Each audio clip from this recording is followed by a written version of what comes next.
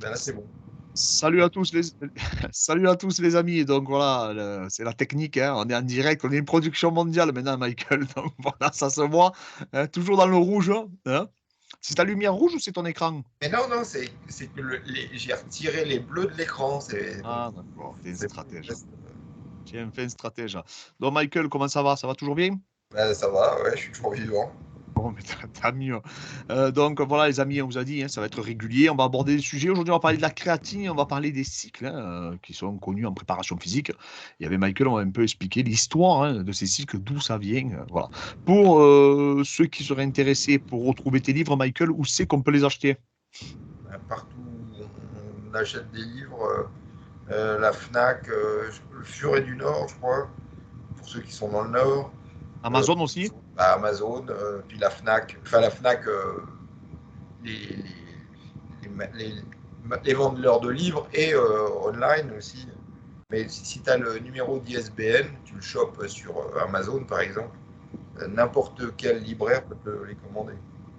Voilà, les amis, donc pensez, si vous voulez vous documenter sur la morpho-anatomie ou sur les compléments alimentaires ou sur les pathologies ou la musculation adaptée au sport, Michael a écrit des livres qui sont vraiment remarquables. Michael, on va parler, tu sais, j'ai énormément de questions sur la créatine et je voulais revenir avec toi un peu sur l'histoire, tu sais, de la créatine, de ce complément alimentaire qui a été longtemps décrié et surtout interdit à un moment donné. Mais non, ça n'a jamais été interdit. Il y en a qui ont rêvé de l'interdire, mais ça n'a jamais été interdit. Oui, réellement, ça n'a jamais été Non. interdit, Mais il y en a mais beaucoup enfin, des autorités qui ont prétendu que c'était interdit, mais euh, ils se sont pris des branlées devant les tribunaux. oui, parce que tu sais, moi, je connaissais des magasins de compléments alimentaires, par exemple, où on leur avait carrément demandé d'enlever la créatine. Mais bon, à l'époque, comme les mecs ne savaient pas, eh bien, ils enlevaient De automatiquement. toute façon, tu as un flic ou je sais pas comment on les appelait, qui arrive chez toi, qui te dit que vous n'avez pas le droit de vendre, qu'est-ce que tu veux faire Mais ils se sont pris une branlée depuis. D'ailleurs, ça les a calmés parce qu'il y a longtemps qu'ils nous ont pu casser les couilles comme ils le faisaient à l'époque. Tu avais la petite grosse qui arrivait dans tous les salons, quand il y avait le salon du bodybuilding. Elle mettait tout sous scellé. Et puis, je crois que c'était une semaine. Pendant une semaine, tu n'avais plus le droit d'ouvrir les scellés. Puis, si au bout d'une semaine, tu n'avais plus de nouvelles, tu pouvais rouvrir les scellés. Mais ça veut dire que tout ton salon, bah, tu ne pouvais rien vendre, quoi. Tu Donc, pouvais tu pas. arrivais dès le début du salon, tout sous scellé, et hop. Et du genre, c'était des acides aminés. Il y en a qui se sont retrouvés en garde à vue pour de la carnitine. Donc, tu vois, des trucs de fou, quoi. Mais pourquoi la carnitine? Ben, parce que c'était le gros lobby des pharmaciens qui ne voulaient pas lâcher l'affaire, les ventes de compléments alimentaires. C'était les pharmaciens qui avaient la main mise dessus et qui ne voulaient pas perdre du chiffre d'affaires. Donc le lobby des pharmaciens avait. Et la créatine, c'était par rapport à cette équipe de ski, non? Qu'il y avait eu ce scandale à la base, ça tout part de là, non? C'est les premiers, mais c'est pas les seuls. Il y a eu plein de scandales. Parce que quand les journalistes s'intéressent à un truc en n'y connaissant rien, ça. Non, le plus gros scandale qu'il y a eu, c'est que justement, il y avait des catcheurs, mais alors des catcheurs olympiques, hein, pas des catcheurs, Ouais, donc des lutteurs. des lutteurs, ouais, voilà, c'est le terme exact, des lutteurs olympiques. Il y en a quatre, c'était en Pakistan, je crois, pas au Pakistan, le pays là où ça se bat tout le temps, l'Afghanistan, je crois que c'était en Afghanistan, il y a quatre lutteurs qui étaient morts. Et donc, pourquoi ils sont morts tous les quatre au même moment, etc. Ah, c'est parce qu'ils ont pris de la créatine, donc enquête, etc. Imagine si les quatre en avaient vraiment pris, c'était. Et heureusement, l'enquête a déterminé qu'il n'y en avait que trois qui en avaient pris. Parce que les quatre auraient pu en prendre, quoi. Il y Oui, en bien avait sûr. trois qui en avaient pris et les quatre étaient morts quand même. Mais les mecs se cachaient derrière la créatine parce que, tu sais, quand tu fais des catégories de poids comme ça, les mecs font des grosses pertes de flotte, grosses pertes de poids au dernier moment, et puis ils avaient dû prendre un truc un peu trop fort et ça avait tué les quatre mecs, quoi. Ben oui, souvent, tu sais, ils prennent des diurétiques mélangés, admettons, de cocaïne, etc. Donc ça fait des cocktails des Ouais. enfers, hein. Donc les quatre étaient morts et ils avaient essayé de mettre ça sur le dos de la créatine. Et heureusement que heureusement que ça c'est pas passé parce que sinon, je sais pas où on en serait aujourd'hui. Oui, parce que du coup, après, donc, ils ont essayé de l'inquiéter. C'était ce laboratoire-là qui était distribué en pharmacie qui s'est battu. Je sais plus comment c'était quoi cette marque. C'est pas une marque allemande qui s'était battue pour. Si, je me souviens plus du nom. Ah, je me rappelle plus Il du a nom. des gros problèmes. Il aurait mieux fait de vendre de la cocaïne parce qu'il aurait eu moins de problèmes. Ouais, parce que lui, il a été emmerdé, hein. Ouais, ouais, ouais. Il était très emmerdé parce que, soi-disant, il vendait de la drogue aux jeunes, quoi. Aux jeunes sportifs. Le sport, c'est bon pour la santé. Et il y a une espèce de salaud qui vient vendre de la drogue qui va tuer les jeunes. Donc c'était Ouais. ça. Ouais, du coup, ils se sont cachés derrière la créatine pour prendre des produits anabolisants. Et Et, après, c'est encore une autre histoire, ça. Ben oui, quand euh, euh, enfin, les journalistes, ils sont un peu, comment, un peu, comment dire, un peu complices de cette histoire parce qu'ils étaient prêts à sauter sur le premier truc. Tu sais, c'est comme le tennisman là, qui était, il a été quoi, positif à la coke, c'est parce qu'il avait embrassé une nana ou un truc comme ça. Ah oui, oui, oui, oui. Pour raconter n'importe quelle histoire, toujours des journalistes complices qui emballent sur des trucs complètement fumeux, quoi. Et du coup, tu sais, la créatine, à la base, c'est le complément alimentaire. Il a été établi pourquoi? Est-ce qu'on connaît un peu l'historique? Sur quoi? C'était pour des malades, tu sais? C'était pourquoi qu'il a été élaboré? Ça date plutôt de 1900, parce qu'ils prenaient alors des précurseurs, c'était beaucoup de la glycine, mais ils se sont aperçus qu'en augmentant le taux de créatine dans les muscles, c'était d'abord sur des chiens qu'ils avaient fait, les muscles étaient plus gros et plus forts. Donc, après, il y en a sûrement eu comme ça en pharmacie, mais à dose. Et puis c'est dans les années 90 que les grosses études américaines sont arrivées avec. Enfin, la créatine était en vendue en Amérique, mais les recherches étaient anglaises. Et anglaises, et puis dans le nord de l'Europe aussi. C'est pour ça que ça durait 5 jours, parce que le mec devait rentrer chez sa femme le week-end. Donc, tu vois, hyper scientifique, les protocoles de. Bah ouais, ça, si tu fais une charge sur 5 jours, c'est parce qu'il devait rentrer chez Bobonne, le mec. Non, mais, non, mais c'est vrai que historiquement, et du coup, la créatine, bon, après, bon, moi, j'ai lu tous tes livres, donc je triche un peu, mais c'était supposé faire quoi? Parce que tu sais, il y a beaucoup d'athlètes qui pensent que c'est bien que pour la muscu, bien que pour par exemple, l'athlétisme. Est-ce que tu peux expliquer, on va dire, les bienfaits de la créatine sur la performance sportive, sur le développement, sur l'hypertrophie, par exemple? C'est quoi les bénéfices qu'on peut tirer de la créatine? La créatine, c'est pareil dans le cœur, dans le muscle et dans le cerveau, c'est une source de carburant. Donc, ça fait surtout ça. Après, peut-être que dans le muscle, c'est un peu anabolisant, anabolique sur la synthèse des protéines, mais c'est surtout une source de carburant. Donc, au lieu de, quand tu fais 5, 6, 7, 8, 9 répétitions, bah, tu as un peu plus au lieu de plus avoir de carburant, tu as un peu plus de carburant, donc tu tapes 1 à 2 répétitions en plus. Le principe, en gros, c'est ça, quoi. Et elle se trouvait principalement dans la viande rouge, à Bah, dose. de toute façon, il y en a un tout petit peu dans le poulet, mais très peu, quoi. C'est vraiment la viande rouge. Enfin, il n'y en a pas non plus. Oui, oui, bien sûr. C'est comme si, en fait, quand t'en prends, ça s'accumule dans tes muscles.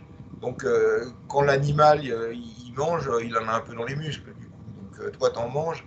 Mais je ne sais pas ce qui reste vraiment de ta créatine une fois que tu as fait cuire le tout. Ouais, il y Ouais, en ouais. a, hein, c'est sûr, mais à moins d'en manger des tonnes, tu vas pas loin, quoi. Tu sais, on fait beaucoup d'amalgame aussi avec la rétention d'eau, tu sais, avec la créatine, et les gens ont peur de faire de la rétention d'eau. Bah, de toute façon, je sais pas si c'est avec toi qu'on en parlait, mais les muscles, c'est pratiquement que de la flotte, hein. Ah oui, oui, c'est Désolé, vrai. désolé si tu faisais pas rétention d'eau, tu aurais des muscles, ce serait les muscles de mémé, hein. On est quasiment que de la flotte, hein. Un peu de protéines et beaucoup de flotte, hein. Donc, rétention d'eau. Après, évidemment, si t'as la gueule comme ça. Et tu sais, souvent on répète qu'il y a des gens qui ne sont pas réceptifs à la créatine. Il faudrait savoir à quel point ils ne sont pas réceptifs. Est-ce qu'ils n'arrivent pas à l'assimiler? Est-ce que le muscle n'arrive pas à remplir? Et est-ce qu'on sait pourquoi réellement? Parce que j'ai vu passer des papiers et je crois que c'était pas. Ils ont Ouais, arrêté de chercher d'accord. de ce côté-là. Si tu n'es pas trop con, tu finis toujours par y arriver. D'accord, ouais, parce qu'en fait, c'est quoi? Tu penses que c'est des récepteurs, toi, Ah non, défaillants, peut-être, ça, certaines personnes? les gens arrivent.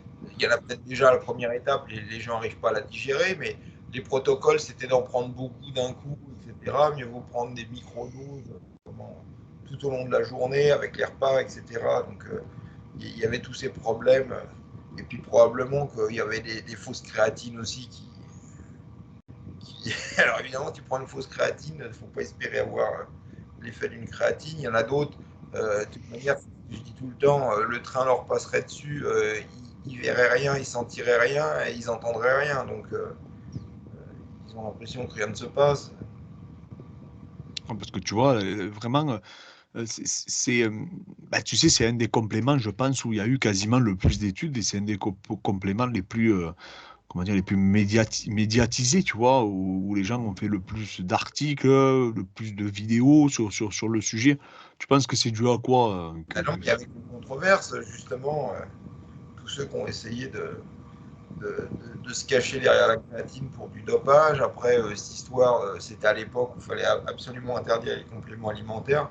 Tout ça a fait une espèce de bivouga, parce qu'il y a plein de compléments alimentaires, personne n'en parle, Bien sûr. personne ne fait chier.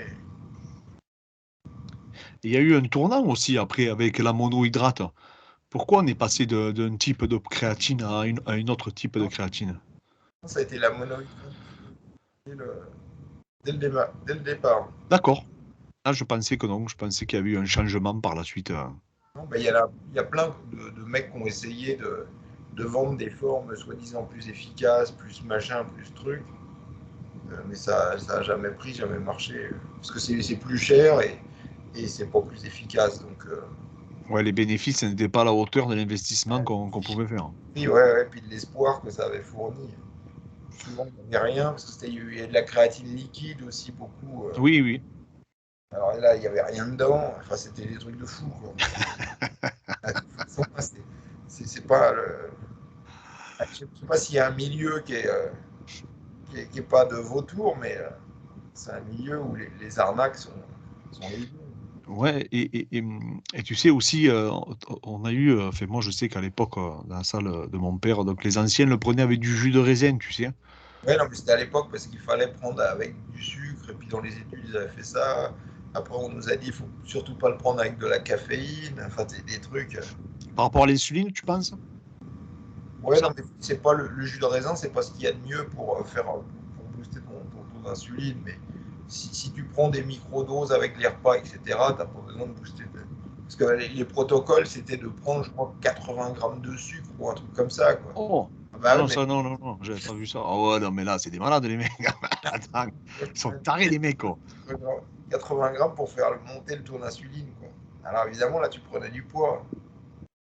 Ah, mais la créatine toute seule, même, peut faire une réaction sur Oui, oui, l'insuline. oui, d'accord, non, mais bon, il y a eu des protocoles de la noix, quoi. Mais Non, mais. il fallait annoncer des trucs. Ouais, on a trouvé augmenter de 300% l'efficacité de ta créatine. Mais il faut dire, à l'époque, la créatine était très très chère.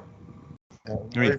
j'ai j'ai payé des pots en francs, 3 ou 400 francs. Donc, Oh, réactualisé, ça devait être 150 € le pot en gélule avec 3 fois rien dedans. oh. Ah, c'est incroyable. Au début, c'était hyper cher. Mais il n'y avait pas de poudre. Et puis, il n'y avait pas l'émergence des Chinois. C'est l'émergence des Chinois qui a fait baisser les prix. Ouais, parce que les laboratoires, là où les compléments alimentaires sont fabriqués aujourd'hui, principalement, c'est où? C'est la Chine. D'accord. Donc, tout vient de là, je suis un peu comme tout, quoi. Tu me diras en même temps. Malheureusement, je sais qu'on a le chiffre pour la vitamine C, c'est 5% fabriqué en Europe, 95% en Chine. Et il y a une différence notable de qualité? Bah, pendant le Covid, ces comptes chinois ont commencé à acheter de la vitamine C européenne. Ah, d'accord. Ouais. Donc, ce qui a fait monter les prix d'une façon incroyable. S'ils ont acheté la vitamine C Ah, européenne, c'est pas bon signe. rassurant. C'est clair que c'est pas bon signe. Non, mais c'est des questions de qualité, sûrement, de pureté, etc. Puis en Chine, ça veut rien dire. La Chine, c'est grand, hein, donc Oui, bien sûr. le pire côtoie le meilleur. Oui, c'est sûr, c'est sûr. Oui, d'ailleurs, on était étonnés tous les deux qu'ils imitent des machines. On se disait, mais comment ils font pour imiter telle machine? Où ils ont eu l'information? Ouais. Alors, des fois, c'est quand même c'est stupéfiant quand même, hein, les machines qu'ils arrivent à. Fait, surtout qu'ils s'intéressent.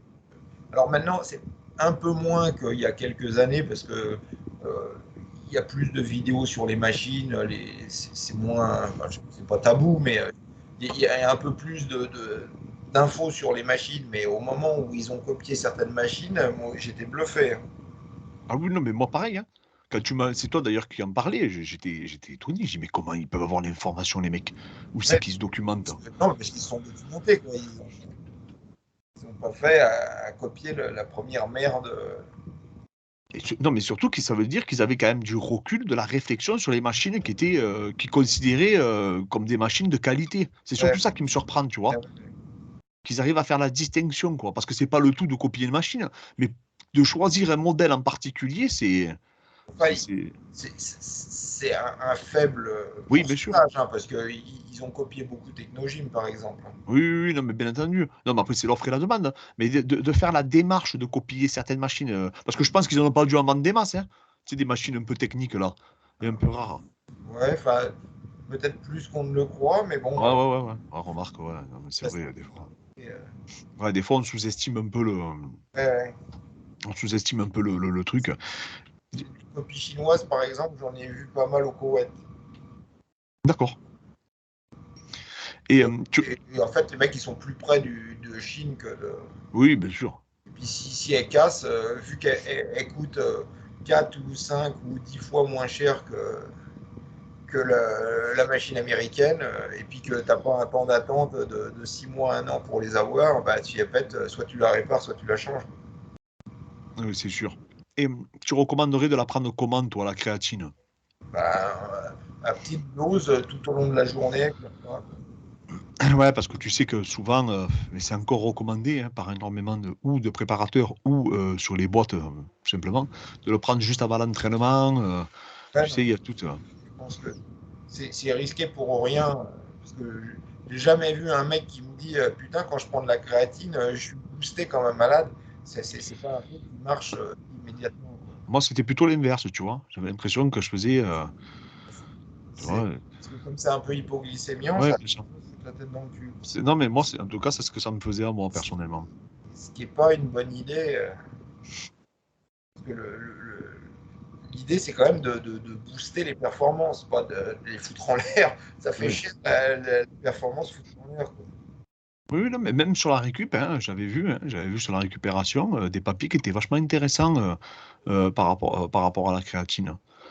Tu vois, c'est vraiment quelque chose, c'est vraiment, et je trouve que c'est un peu multifactoriel les résultats qu'on pourrait retrouver, mais je pense que c'est un peu pareil pour tous les compléments au final. Et après, est-ce que c'est pas aussi biaisé parce que peut-être que les fabricants aussi, tu sais, orientent les études pour trouver les résultats. Mais toutes les études ne sont pas faites par les fabricants. Et puis, Oui, bien sûr. t'essayes toi-même, puis tu te rends compte, parce qu'il y en a plein, hein, des suppléments à la mort moelleux qui, les études sont mirobolantes. Je me dis, si ça n'a pas perché dans le marché, c'est que ça ne va pas être terrible.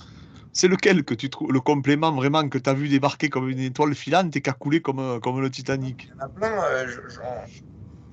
Je ne sais pas si j'arriverai à en retrouver comme ça, mais ouais, un truc qui avait fait grand bruit, c'était le bore, ce qu'il appelle le boron en anglais, parce que chez des femmes ménopausées, je crois que ça avait augmenté un peu la testostérone, quoi.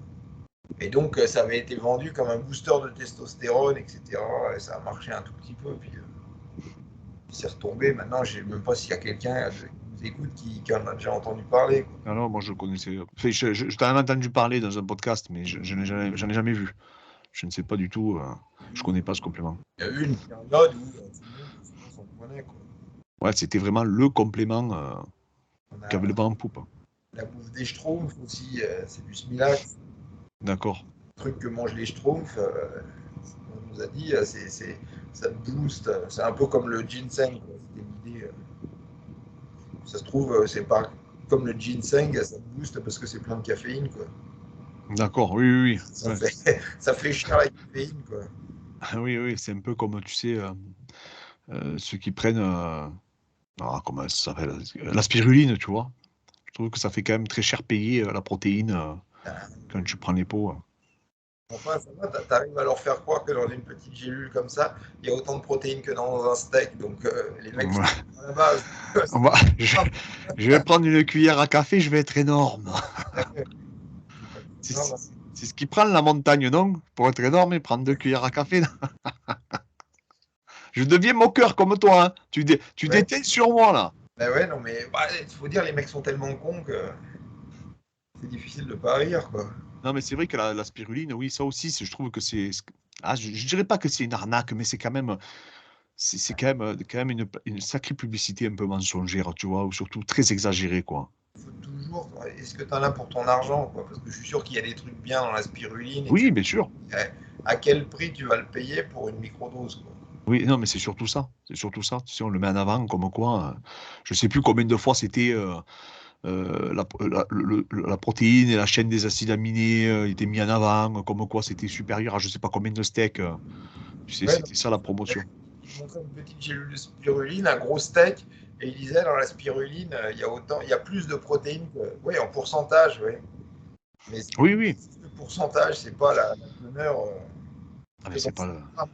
dans un gramme de poudre de spiruline, il ne peut pas y avoir 30 grammes de protéines. Ça me semble difficile de faire rentrer tout ça. Ah oui, mais ça c'est sûr. Et donc pour parler aussi, pour enchaîner sur un sujet que je voulais qu'on aborde avec toi, c'est, tu sais, quand j'ai commencé dans la préparation physique, on parlait beaucoup de programmation. Toi, je sais que tu es pas quelqu'un qui, alors je vais pas dire qui croit en la programmation parce que c'est plus complexe que ça, hein, parce que la programmation, comme tu dis, c'est extrêmement, tu peux pas prédire l'avenir, c'est très compliqué, on ne sait pas dans quelle forme on va être, hein. Je sais déjà ce que ce que tu vas me dire. Disait, comment les prévisions sont très difficiles, surtout en ce qui concerne l'avenir. Voilà, et en fait, les cycles à la base, hein, comme ça vient, on va dire, du bloc de l'URSS, hein, c'est les premiers, on va dire les premiers écrits modernes. C'était dû à quoi? Est-ce qu'on peut revenir aussi sur cette histoire pour que les gens comprennent dans la préparation physique d'où vient en fait cette méthodologie, hein, si je puis dire, hein, Non, cette organisation? c'est pas une méthodologie, c'est une doctrine politique communiste. Il y a deux doctrines, en gros, hein, deux doctrines politiques. En gros, il y a le communisme et le libéralisme. Le libéralisme dit qu'il faut laisser faire les individus, tout se passera bien. Et le communisme dit non, les individus sont pas bons. Et le seul qui peut régir la vie des gens, c'est l'État. Et l'État, en planifiant le futur, va, comment, va rendre la vie agréable. Tu n'auras même pas besoin de travailler. C'est les lendemains qui chantent, on appelait ça, les lendemains qui chantent.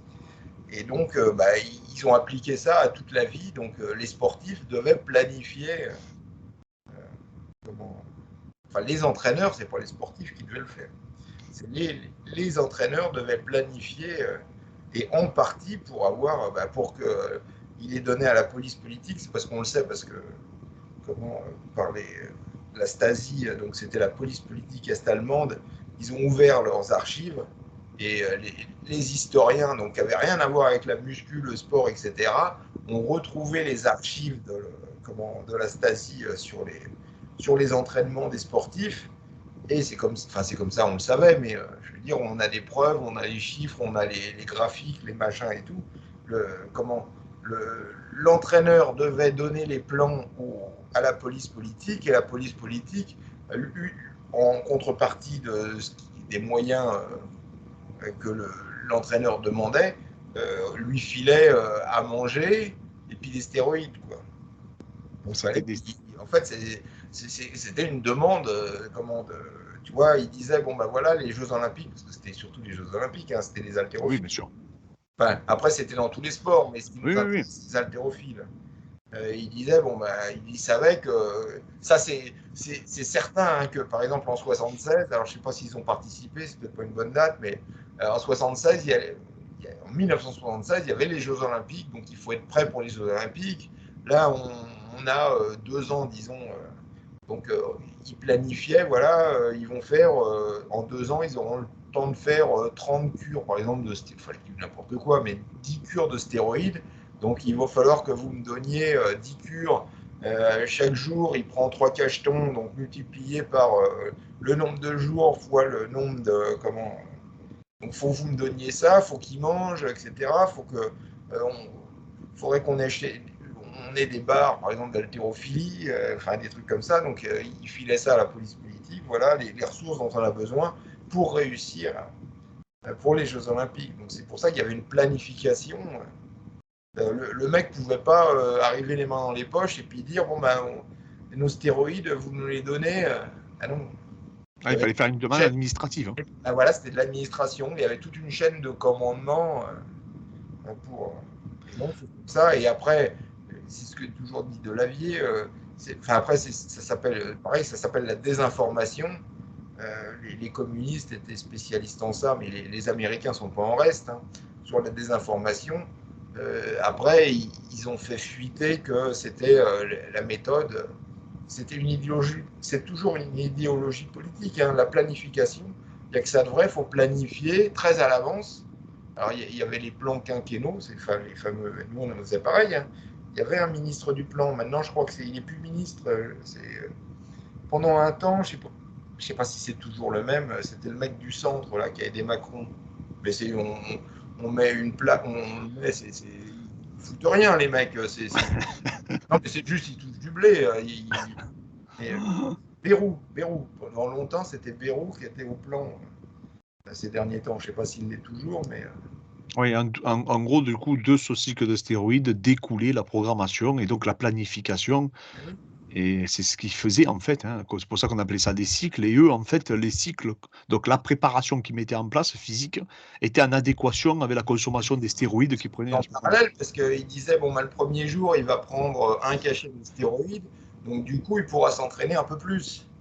Et puis, au bout d'une semaine, s'il s'entraîne comme ça, il va être fatigué, donc il va passer à 2 cachets de stéroïdes. Et puis, au bout de 3 semaines, comme il faut augmenter la dose, là, on va passer aux injections en plus des cachets de stéroïdes. Mais tout ça, et comment on a les. Ouais, c'est documenté. C'est documenté sur les sur ce qu'on a retrouvé. Après, on n'a pas tout retrouvé, mais ça suffit d'avoir les documents de la Stasi. Mais il fallait voir les scores, Michael, il fallait voir les scores qui faisaient les haltéros à l'époque. Hein, ça faisait flipper. Hein. Ouais, non, mais C'était il y avait des femmes, enfin, je me demande s'ils n'ont pas retrouvé des. Mais c'est vrai qu'ils étaient plus forts que. Même les femmes, hein, c'était incroyable. Ouais, Hein. mais il y avait beaucoup de ressources sur les Jeux Olympiques. C'est pour ça qu'ils arrivaient à. Comment. C'était une priorité. C'est un peu comme la course à l'espace. Ils mettent Oui, l'armement et il y a certains budgets sur lesquels ils mettaient le paquet, les Russes. Enfin, oui, parce que c'était démontré que voilà, c'était un peu un fer de lance, tu vois, démontrer que le régime est supérieur à ce qu'on pouvait retrouver. c'est comme ça que la planification. Et puis après, ça a fuité aux États-Unis en disant, ben voilà, c'est la meilleure méthode. Déjà, ça a fuité chez nous parce qu'on était à fond dans le communisme. Donc, tu vas à l'INSEP, enfin, ça a peut-être un peu changé, mais tu te crois en Union soviétique. Il y a encore quelques années, tu vois la gueule des bâtiments. Oui, c'est vrai, c'est vrai. Ah non, mais ils ont tout copié du URSS. Hein. De toute façon, c'est pas difficile. Hein. Oui, et tu sais qu'ils avaient beaucoup d'écrits russes hein, dans leurs archives. Hein, J'en ai l'INSEP. vu plein. C'est comme ça que j'en ai. Il y avait des traductions du russe, etc.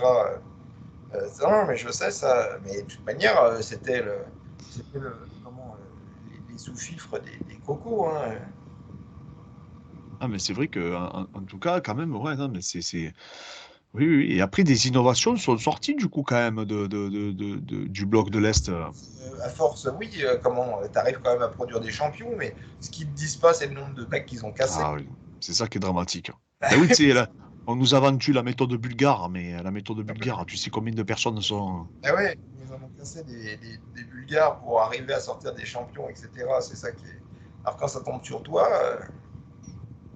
les mecs sont toujours pas. Ouais, c'est pas vrai.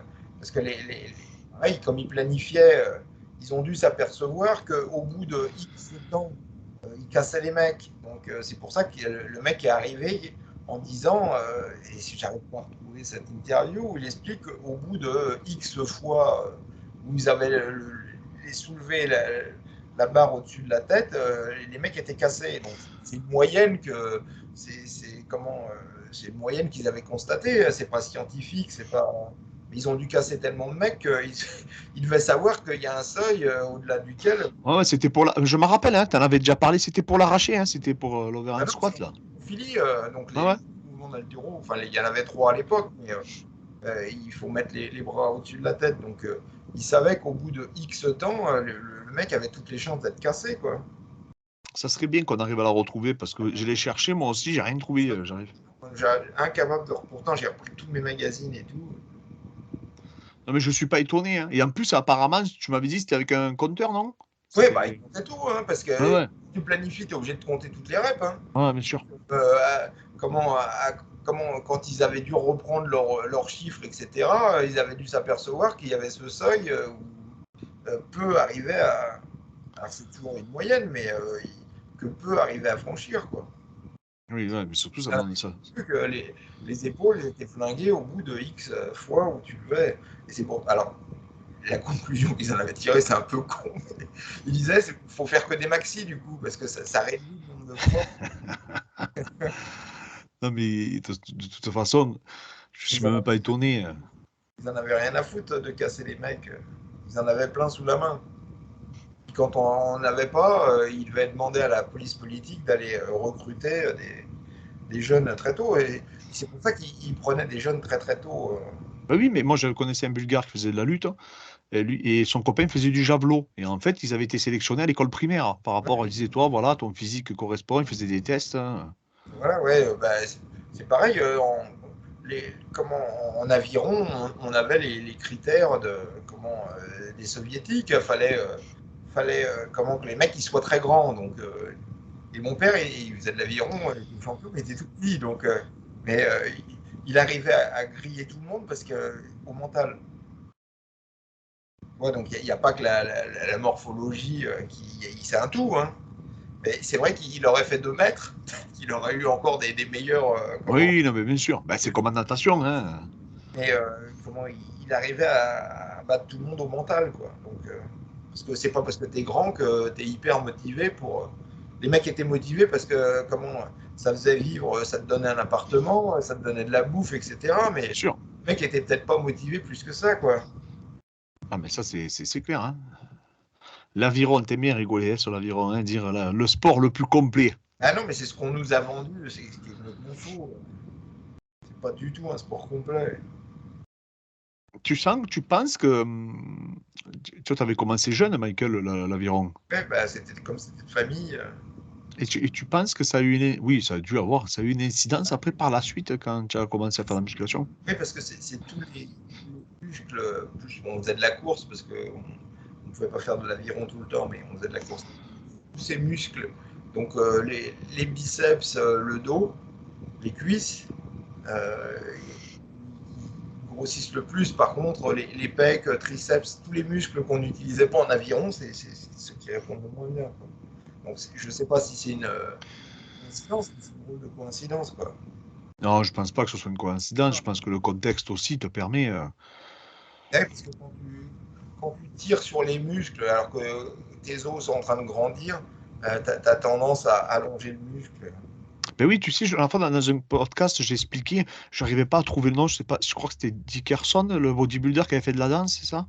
Ouais, bah lui, il a fait de la danse, et puis y en a un autre qui avait des triceps de fou comme ça, et il disait que quand il était jeune, depuis tout petit, il faisait des pompes. Il avait des triceps de fou, quoi. Rick, Ouais, Val Rick Valente. Les gens ouais. pourront chercher. Tu tapes Rick Valente, triceps. Il a des triceps comme ça, quoi. Ah oui, mais de toute façon, c'est sûr que ça a une incidence, parce que tu vois, lui, celui qui a par exemple, les mollets là, qui étaient développés, c'était assez surprenant, quoi. Et tu disais, ouais, qu'il avait fait de la danse et que c'était pour ça qu'en grande partie, il avait réussi à développer ses mollets. C'est pas normal d'avoir, pour un noir comme lui, d'avoir des mollets pareils. Oui, parce que voilà, comme on dit, hein, vous avez vu, en fonction de là où le muscle est. En fait, souvent en fonction des ethnies, hein, Michael, hein, on peut se rendre compte, c'est bien ça, hein, pour les gens qui ne comprennent pas, parce qu'il y en a qui vont croire peut-être que tu parles, tu sais, c'est pas une question de couleur de peau, c'est une question de morpho-anatomie, en fonction de là où les individus sont, eh bien, ça peut avoir une incidence assez significative et on peut voir, et d'ailleurs dans les livres de Michael, c'est très bien expliqué, on peut voir des similitudes en fonction des ethnies. Et voilà. Et des personnes en fonction de là où ils ont grandi. Le contexte fait énormément, en fait. Ouais. Disons, là où ils auraient dû grandir, parce que maintenant, les Oui, bien sûr, bien sûr. nations brouillent un peu le message, mais comme dit Delavier, c'est ceux qui sont pour habitués, enfin, faits pour subir des températures élevées et ceux qui sont faits pour subir des températures basses. Oui, oui, bien sûr. Non, non, mais c'est vrai que tu vois tu vois la différence. Michael, qu'est-ce que tu as fait? Est-ce que tu t'es entraîné aujourd'hui? Ah bah tous les jours. Oui, toi, alors, toi, tu es partisan, hein, tu prends. Ah, oui, non, mais uniquement pour moi, je suis partisan de rien du tout, mais pour moi,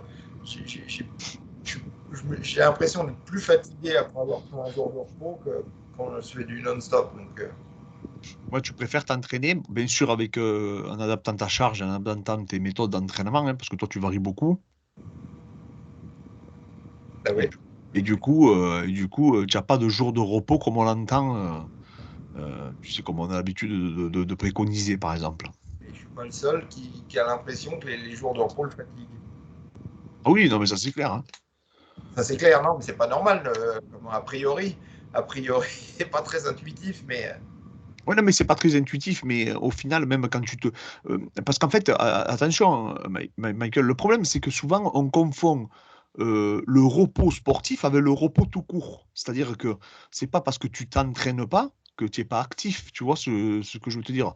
Moi, mon corps, si par exemple, je m'entraîne pas le dimanche, j'ai une bêtise, si je vais aller marcher sur la plage ou je ne sais quoi, ben, le corps, il fait pas la distinction, lui, hein. Je sais pas, moi, si je vais faire une randonnée, il sait pas que je fais pas une séance à proprement parler. Donc, je ne sais pas réellement si quand on dit qu'on se repose, c'est plutôt on se repose en fonction de la discipline qu'on pratique et pas peut-être pas physiquement. Tu vois, ouais, il y a des gens, le jour de repos, par exemple le week-end, bon, ils feront rien, quoi. Du coup. Oui, voilà, Et puis peut-être que le lundi, ils se sentiront mieux, du coup, hein. Après, bien sûr. tout est. Voilà, moi je sais que si je fais rien, effectivement, je me sens mieux. Par contre, si je suis actif pendant mon jour de repos, ben c'est pas, je dis pas d'aller faire une randonnée, mais si je suis actif, que je bouge, je ne sais pas, je vais faire du shopping, quoi que ce soit, mais je sais pas, j'ai l'impression. Et après aussi, j'ai quand même, alors ça c'est surtout psychologique, hein, je sais pas si ça te le fait, j'ai quand même un sentiment de culpabilité. Tu sais, quand je m'entraîne pas. C'est ta tête, ouais. Donc j'ai l'impression que, pas que je régresse, hein, mais j'essaye de. Enfin, en tout cas, j'essaye de me convaincre que je continue de progresser. Ça, il faut que tu aies des séances avec des psys, là, parce que. Je te dis, je sais pas. Je sais pas si je progresse encore ou si c'est dans ma tête que j'arrive à me convaincre si j'y arrive ou pas encore. Tu progresses toi, Michael, encore? Hein? Disons qu'on essaye de. Et comme le ministre de l'Intérieur en ce moment, on essaie de se convaincre Voilà, on essaie de limiter la casse. Hein. de se convaincre que tu as raison. Non, mais ce qui est embêtant, et malheureusement, ça va pas aller à s'arranger, c'est que j'ai l'impression que tous les efforts que je produis, oh là là, ça me ramène tellement peu de résultats par rapport à avant. C'est plus d'efforts pour moins de résultats. Et c'est vrai que c'est assez Oui, frustrant. bah, c'est ce qu'on appelle le vieillissement, mais il ne faut pas lâcher l'affaire. C'est comme l'histoire du rat qui est tombé dans du lait et puis qui pédale, et puis le lait se transforme en beurre. Enfin, l'histoire est un peu. Mais c'est ça, faut pas lâcher l'affaire parce que je me dis que le jour où tu te dis, bon, bah, ça y est, j'ai vieilli, il faut que j'accepte ma condition, etc. Ah, mais je pense que c'est terminé hein, à ce moment-là. Non, mais c'est rassurant parce que tu vois, tu disais que le muscle, lui, pouvait continuer de progresser. Le muscle, oui, lui, enfin, la fibre, oui. Tout l'environnement, par contre, il est moins propice. Tu as moins de testo, tu as moins de facteurs anaboliques, tu dors moins bien, tu digères moins bien, tu assimiles moins bien tout part en couille, hein. Tu as un tournant, toi, vraiment? Tu as un âge où tu as vraiment senti d'un coup que c'était. Je sais pas. Non, c'est pas d'un coup, de manière, c'est lent. Après, heureusement que gagnes en connaissance, tu améliores certains trucs, donc ça te permet de compenser. Tu es peut-être moins con que. Ouais, c'est plus qualitatif ce qu'on fait. Donc, et heureusement, il y a quand même des combines, c'est plus de trucs, tu sais. Si je savais tout ce que. Enfin, si j'avais mes connaissances quand j'ai commencé, ce serait différent. Mais, par exemple, maintenant, tu me donnes n'importe quoi, un poids, je fais 100 fois plus de trucs, 100 fois plus de mouvements, de trucs que comment Que quand tu as commencé, quand tu étais jeune dans ton objet. quand tu me montrais un poids, il fallait que je regarde dans les magazines comment le mec l'utilisait, quoi. Maintenant, j'arrive à beaucoup plus exploiter tout ce que j'ai, quoi. Ce qui n'était pas mes capacités quand j'ai débuté. T'es un peu comme tu connais rien. Donc,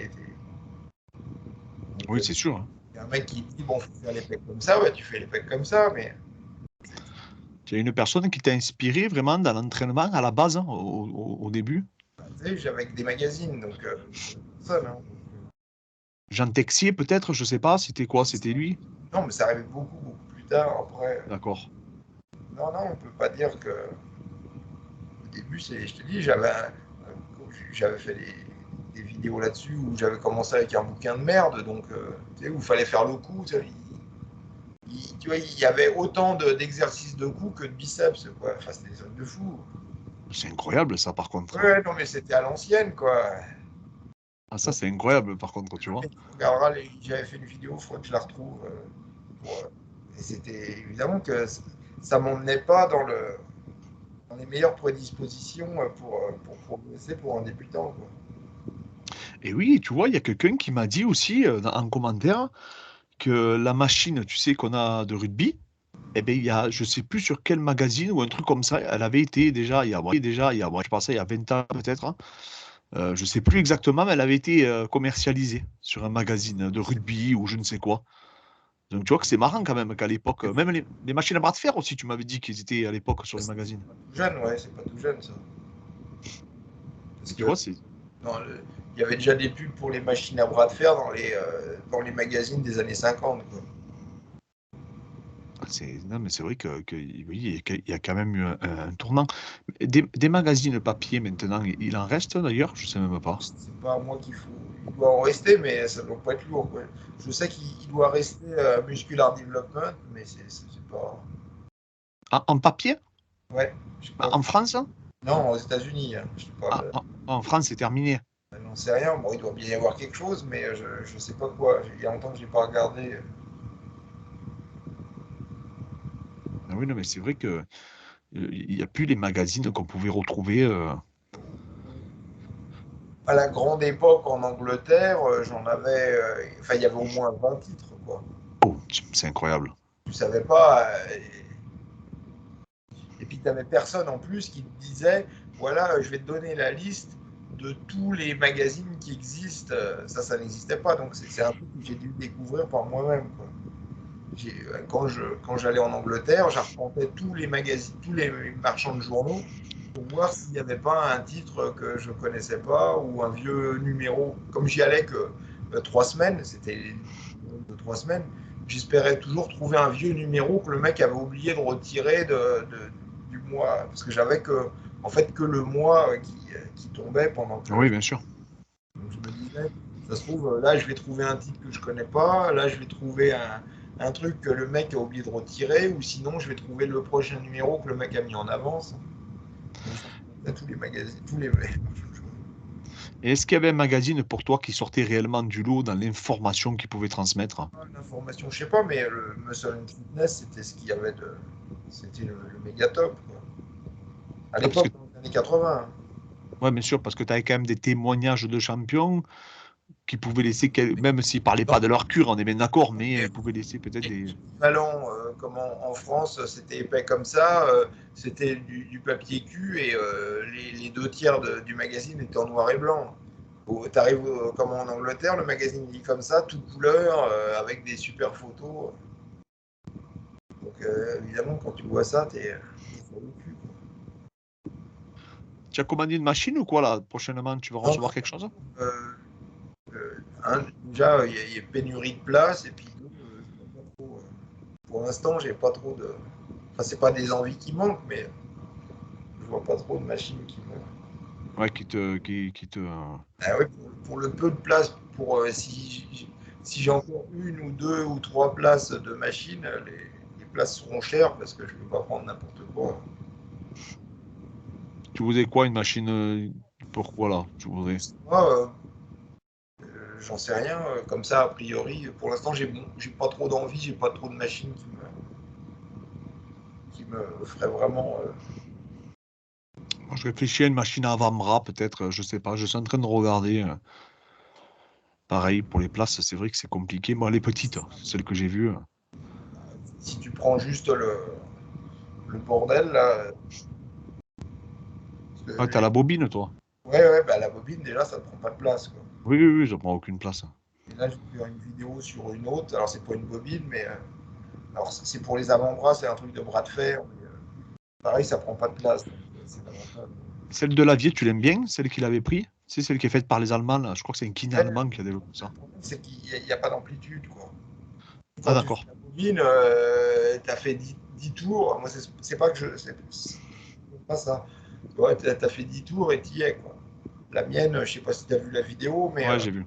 on bosse, je sais plus combien ça dure, mais enfin après tu mets plus lourd, mais tu vois, tu as, quand même un sacré paquet de répétitions dans le temps de lever toute la ficelle, quoi. Oui, oui, oui, oui. En plus, j'affectionne tout particulièrement ce mouvement. C'est un des mouvements que je ressens moi personnellement le mieux. Tu montes sur un tabouret, tu le perches haut, et puis Ouais, mais j'ai des barottes en plus, tu sais, dans la structure, donc tu peux avoir une sacrée amplitude. Puis après, ça peut, pour des sports de combat et tout, ça peut en plus être des compétitifs par rapport à, tu vois, 4-5 mecs, quoi. ouais, bien sûr. Là, tu prends 1 mètre chacun, ça fait, tu bosses tes avant-bras, mais ça, ça, ça travaille l'aspect compétitif et puis ça motive de savoir qui va aller le plus rapide, quoi. Non, parce que c'est, tu vois, je t'ai vu, tu montes à une vitesse par rapport aux autres. On voit vraiment que tu as la pratique, tu vois. C'était pas très lourd non plus, mais Oui, mais quand on fait le comparatif à des gens qui ne sont parce pas que habitués. je sais que comme la ficelle elle s'enroule, plus elle s'enroule, plus il y a un gros et plus c'est dur, quoi. Ah, d'accord. Donc, Ouais, du je- coup, il n'y a pas d'inertie, en fait. Même, c'est l'inverse, ça. ben non, au contraire, au début c'est facile parce que quand tu fais un tour, tu as levé le poids de ça, quoi. D'accord.